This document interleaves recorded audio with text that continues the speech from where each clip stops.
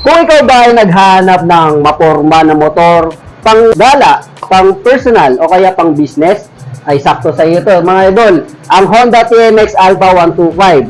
Ito na yata ang nakita ko na hindi nawawala sa market mga idol. Ang tinatawag na lang hari ng mga Tantra. Okay? So ito ang TMX Alpha 125. Kaya wag na natin patagalin mga idol. Halina't samahan nyo akong suriin, busisiin at talakayin itong TMX Alpha 125 na to. At syempre, ang kanyang price regarding sa cash and installment. Okay? So let's go!